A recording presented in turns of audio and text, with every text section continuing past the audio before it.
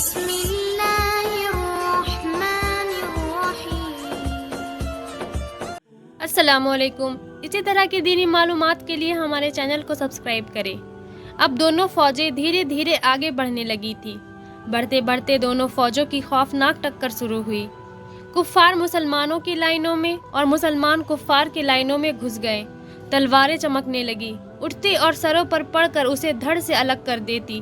نعروں کی آواز اور زخمیوں کی چیخ پکار سے پورا میدان گونج اٹھا۔ یوں تو تمام مسلمان بڑے جوش سے غضب سے لڑ رہے تھے، مگر حضرت عمر، حضرت طلحہ، حضرت جبیر، حضرت سعد، حضرت ابو دجانہ، حضرت ابو بکر، حضرت حمزہ پوری بہادری اور بے خوفی سے لڑ رہے تھے اور دشمنوں کو پسپا کرنے میں لگے ہوئے تھے۔ ان بزرگوں میں سے ہر آدمی بڑی پھرتی اور تیزی سے حملے کر رہا تھا۔ وہ ہر اس آدمی کو چیر پھاڑ ڈالتے تھے جو ان کے سامنے آ جاتا تھا، مگر کفار اتنے زیادہ تھے کہ قتل ہونے پر بھی ان میں کمی نہ معلوم ہوتی تھی۔ ایک کے مرنے پر دوسرا ان کی جگہ لے لیتا تھا۔ اس وجہ سے لڑائی برابر زور شور سے چل رہی تھی۔ کفار قریش بھی بڑی جانبازی سے لڑ رہے تھے۔ وہ غضبناک ہو کر حملے کرتے، لیکن مسلمانوں کو بجلی کی طرح وار کرنے والی تلواریں انہیں پیچھے ہٹا دیتی تھی۔ حضرت علی رضی اللہ تعالی عنہ اس جوش سے لڑ رہے تھے کہ کفار کو ان کی نوجوانی اور ان کے جوش کو دیکھ کر حیرت ہوتی تھی۔ وہ جس پر حملہ کرتے اسے قتل کیے بنا نہ چھوڑتے۔ حضرت ابو دجانہ حضور صلی اللہ علیہ وسلم کی خاص تلوار لیے بڑے جوش سے لڑ رہے تھے۔ انہوں نے ہر حملے میں کفار کی لائنوں میں جو ان کے سامنے تھی درار ڈال دی۔ کفار کی سامنے کی فوج کے پیچھے عورتوں کی ٹکڑی قائم تھی۔ عورتیں ہتھیار بند کھڑی جوانوں کو جوش دلا رہی تھی۔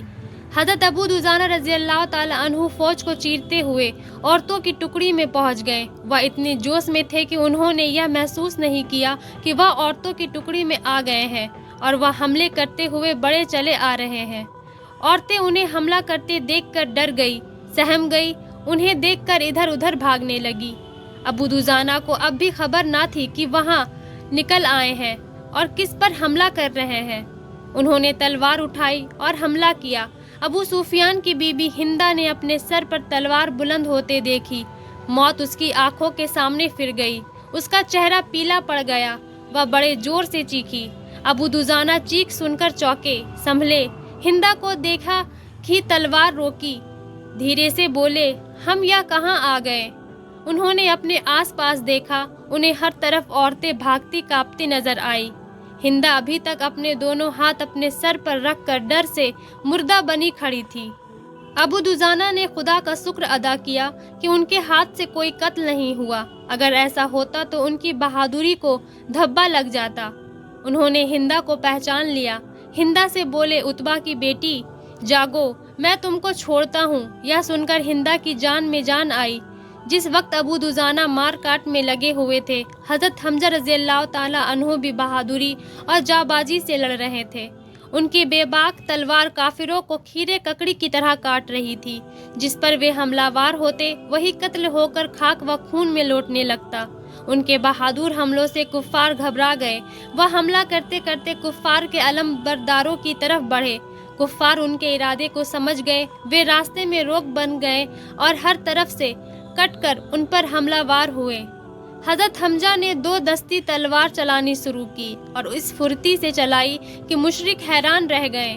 انہیں تلوار نظر نہ آتی تھی، بلکہ بجلی کی طرح چمکدار سی لکیر نظر آتی تھی۔ انہوں نے پلک جھپکتے تمام حملہ کو مار کاٹ کر بھگا دیا اور علم برداروں کی طرف بڑھنا شروع کیا۔ انہوں نے ارادہ کر لیا تھا کہ مشرکوں کے جھنڈے کو جھکائے بنا نہ رہیں گے۔ اس ارادے کو پورا کرنے کے لیے وہ بڑے جوش و غضب میں بھر کر حملہ وار ہوئے۔ اگرچہ کفار نے قدم قدم پر آپ کا مقابلہ کیا، پر جو سامنے آیا قتل ہو کر جہنم رسید ہوا۔ جس کو آپ کی تلوار کی ہوا بھی لگی وہی لمبا لیٹ گیا۔ مشرکوں نے سمجھ لیا کہ حضرت حمزہ رضی اللہ تعالی عنہ علم بردار پر حملہ کر کے ان کے جھنڈے کو گرانا چاہتے ہیں، جو ہار جیسا ہے۔ اس لیے وہ قدم قدم پر حضرت حمزہ سے الجھنے اور انہیں روکنے لگے، لیکن حضرت حمزہ رکنے والے نہ تھے۔ وہ سامنے کی ہر رکاوٹ کو دور کرتے ہوئے بڑھتے ہی رہے، यहाँ तक कि वह बढ़कर अलमबरदार के करीब ही जा पहुंचे। कुफ्फारे कुरैश ने अलमबरदार को बचाने के लिए उन पर चारों तरफ से तलवारों और नेजों की बारिश शुरू कर दी। हजरत हमजा ने इस जोश और इस फुर्ती से हमले किए कि कुफ्फार के छक्के छूट गए। आप अब अलमबरदार तक पहुंच गए और उस पर हमला कर दिया। अलमबरदार ने भी करारा जवाब दिया। हजरत हमजा ने इस हमले को रोककर निहायत जोश और पूरी ताकत तलवार मारी। तलवार का निशाना सही रहा। अलमबरदार का सर कटकर दूर जा गिरा। मुशरिकों का झंडा जमीन पर आ गया। अब हजरत हमजा लौटे और पूरे जोश में लौटे। अभी थोड़ी ही दूर चले थे कि दाहिनी तरफ से एक छोटा सा नेजा आकर दाहिने पहलू में लगा और बाएं पहलू से पार हो गया। आपका जिस्म कांपा, आंखें ऊपर चढ़ गई। आप शहीद होकर गिरे। यह नेजा वहशी ने चलाया था। वह हजरत हमजा को शहीद होकर गिरते देखकर हिंदा को खुशखबरी सुनाने के लिए दौड़ पड़ा। मुशरिक हजरत हमजा की बहादुरी देख चुके थे। वे नफरत और गुस्से से भरे हुए थे। उन्होंने उन्हें गिरते हुए देखा तो कुछ शरीर मुजदिलों ने उनकी लाश पर घोड़े दौड़ा दिए। घोड़ों ने लाश को पामाल कर दिया था। उस वक्त भी लड़ाई पूरे जोर व शोर से चल रही थी। तलवारें चमक रही थी, खून की छींटें उड़ रही थी। जख्मी चिल्ला रहे थे, बहादुर नारे लगा रहे थे।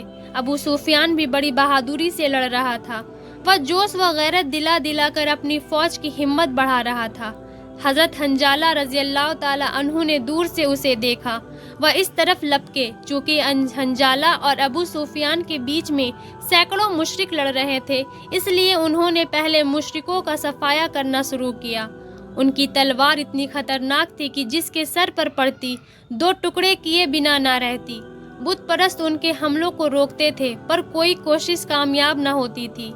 जो कोई कभी बढ़कर उनके सामने आया, उनकी तलवार ने उसे काट कर डाल दिया। इसलिए उन्होंने बहुत बड़ी तादाद में मुशरिकों को काट काट कर डाल दिया। एक बार उन्होंने जोश में आकर हमला किया, अक्सर कुफ्फार को कत्ल किया। लाइन की लाइन को उलटकर अबू सुफियान के करीब पहुंच गए। अबू सुफियान ने उन्हें देखा। वह उन्हें गैब्ज व गजब से भरा हुआ देखकर घबरा गया, सहम कर पीछे हटा। हंजला ने बढ़कर वार किया। करीब था कि उनकी तलवार अबू सुफियान का खात्मा कर दे कि पीछे से सहाद बिन अस्वाद ने हमला करके इस तरह तलवार मारी कि दाहिने कंधे से दाखिल होकर बाएं कंधे से पार निकल गई। हजरत हंजला का सर दूर जा गिरा और लाश जमीन पर गिरकर तड़पने लगी। अबू सुफियान ने घोड़ा दौड़ाकर उनकी लाश को रौंद डाला। नाजरीन, उहद की लड़ाई का वाक़या अभी जारी है। वीडियो पसंद आई हो तो इसे लाइक, शेयर, कमेंट ज़रूर कीजिएगा। अल्लाह हाफिज़।